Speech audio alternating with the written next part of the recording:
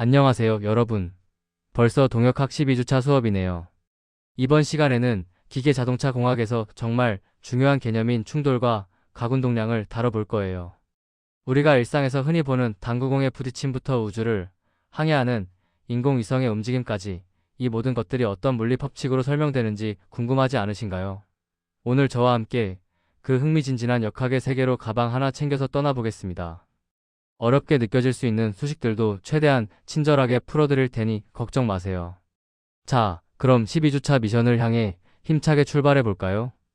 본격적인 학습에 앞서 오늘 우리가 정복해야 할 4가지 미션을 살펴볼게요. 첫 번째는 비스듬하게 부딪히는 경사 충돌입니다. 2차원적인 움직임을 좌표계로 나누어 해석하는 법을 배울 거예요.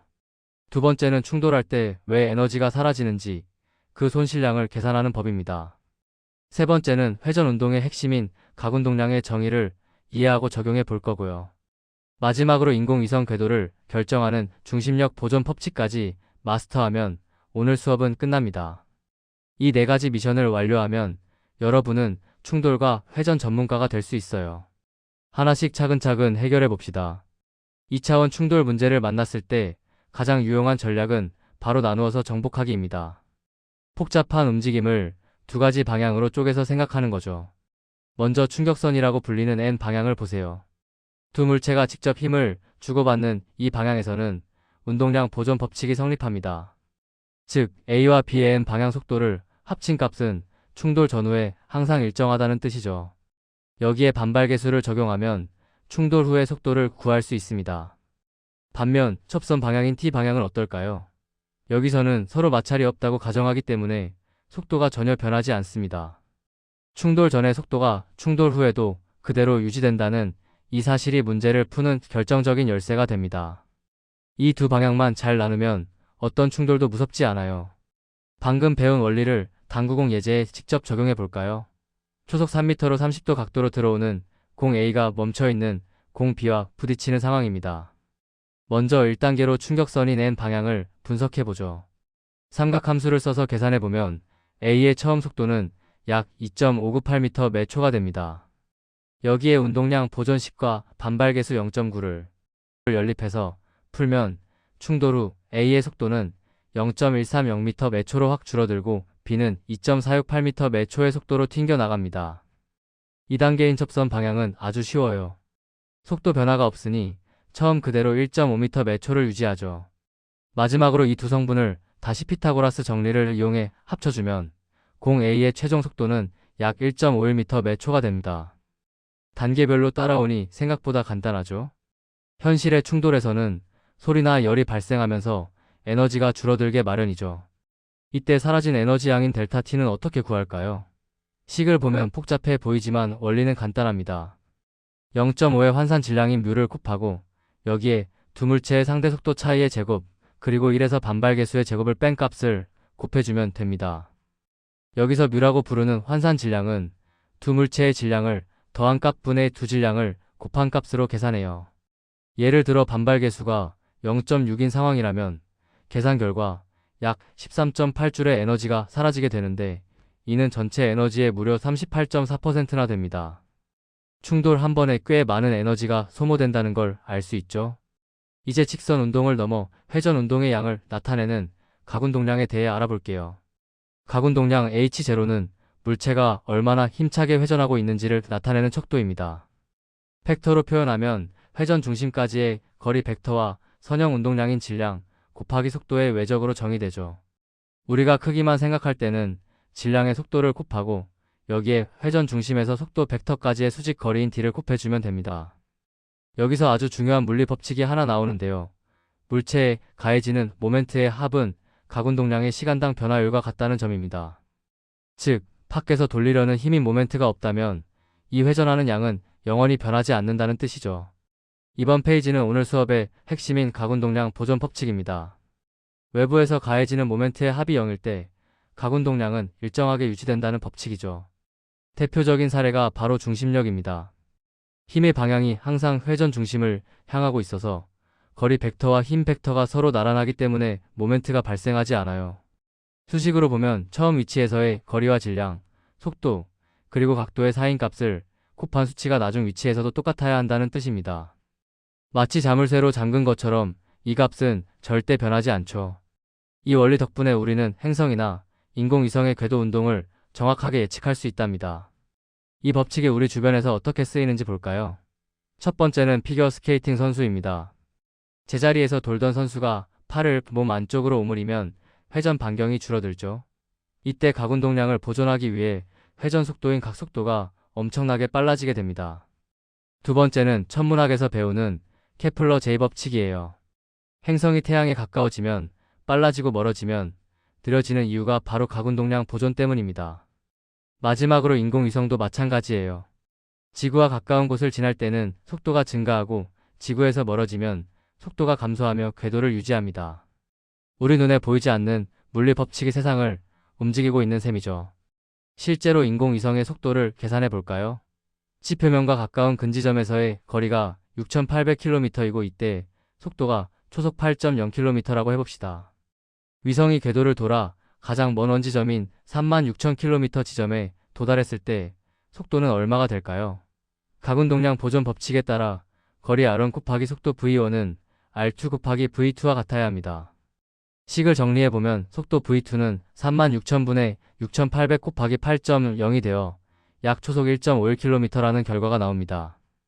거리가 약 5배 정도 멀어지니까 속도도 그만큼 확 줄어든 것을 확인할 수 있죠. 우주공학자들은 이런 방식으로 위성의 연료와 궤도를 설계한답니다. 역학은 법정에서도 진실을 밝히는 도구로 쓰입니다. 바로 교통사고 재구성 분야죠. 먼저 사고 현장의 스키드 마크, 즉 타이어 자국을 분석합니다. 차가 미끄러지며 소모한 마찰 에너지를 계산하면 충돌 직후의 속도를 알아낼 수 있어요. 그 다음 오늘 배운 운동량 보존 법칙을 거꾸로 적용합니다. 충돌 후 두 차가 합쳐져 움직인 운동량의 합은 충돌 전 두 차의 운동량 합과 같아야 하니까요. 이렇게 역산해보면 사고 직전 A 차량의 속도가 초속 25.4m였다는 사실을 밝혀낼 수 있습니다. 만약 제한 속도가 낮은 도로였다면 이 데이터가 과속의 증거가 되는 거죠. 역학이 우리 사회의 안전과 정의를 지키는 셈입니다. 이제 여러분 스스로 실력을 점검해 볼 시간입니다. 총 4가지 유형의 연습 문제를 준비했어요. Q5번은 45도 각도로 들어오는 경사 충돌을 해석하는 문제고 6번은 마주 보고 충돌할 때 사라지는 에너지 양인 델타 T를 구하는 문제입니다. 7번은 인공위성 거리가 변할 때 나중 속도를 구하는 것인데 정답은 초속 1.25km가 나와야 해요. 마지막 8번은 회전하는 줄의 길이를 절반으로 줄였을 때 속도가 어떻게 변하는지 묻는 문제입니다. 반경이 반으로 줄면 속도는 2배인 초속 6m가 되겠죠? 이 문제들을 직접 풀어보면서 공식이 손에 익을 때까지 연습해보세요. 막히는 부분은 앞의 내용을 다시 참고하면 금방 풀릴 거예요. 경사 충돌이 아직 조금 어렵게 느껴지는 분들을 위해 핵심 풀이 절차를 5단계로 요약해드릴게요. 시험 볼 때 이 순서만 기억하세요. 1단계, 충격선 N과 첩선 T 좌표계를 정의합니다.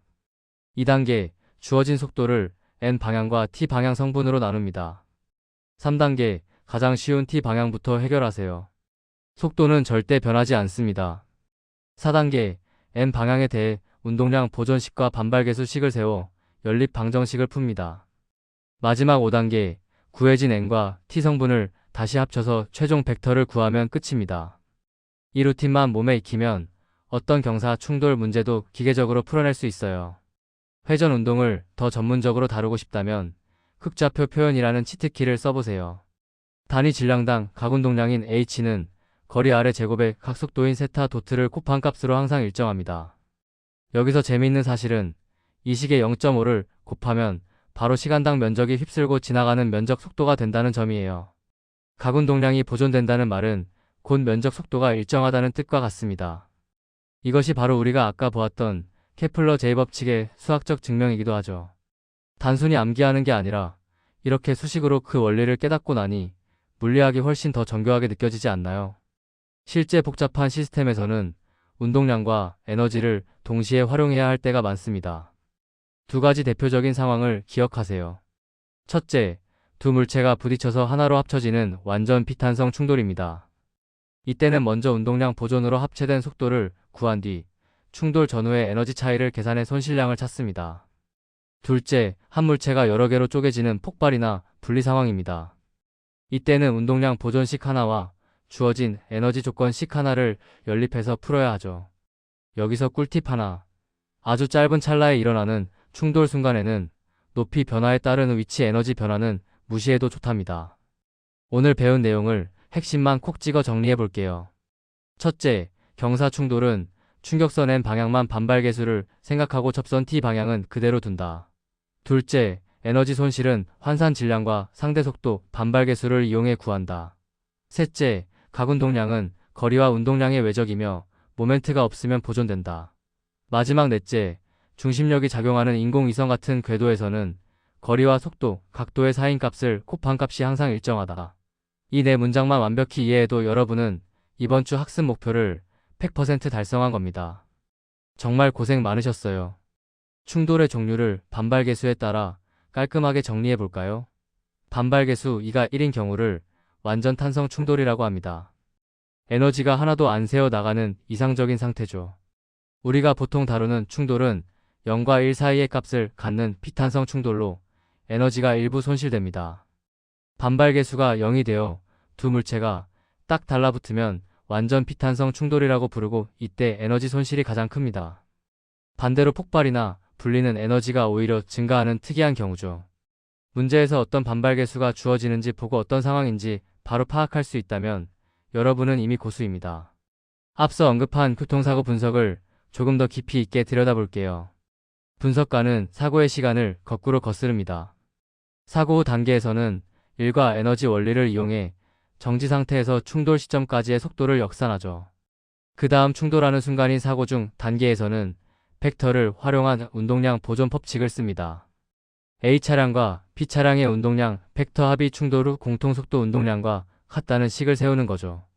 이를 통해 최종적으로 사고 전 단계의 각 차량 속도를 정확히 산출해냅니다. 수학과 물리학이 어떻게 실생활의 억울함을 풀고 가속 여부를 판단하는지 이제 확실히 아시겠죠? 마지막으로 궤도 역학의 기초를 살짝 맛볼게요. 인공위성이 원 궤도를 돌기 위해 필요한 속도 V는 루트 반지름 R분의 중력 상수지 곱하기 행성 질량 M으로 결정됩니다. 즉, 지구가 당기는 힘이 강할수록 더 빨리 돌아야 떨어지지 않는 거죠. 반대로 지구 중력을 완전히 벗어나고 싶다면 이 속도의 루트 2배인 탈출 속도가 필요합니다.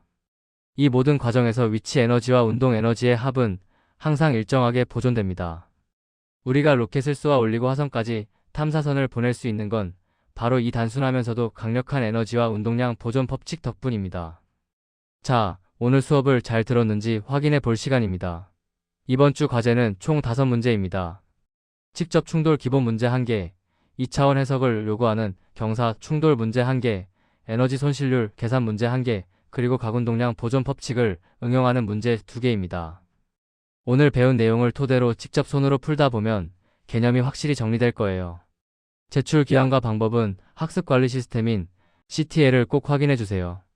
과제를 하다가 궁금한 점이 생기면 언제든 질문 게시판을 활용해 주시고요.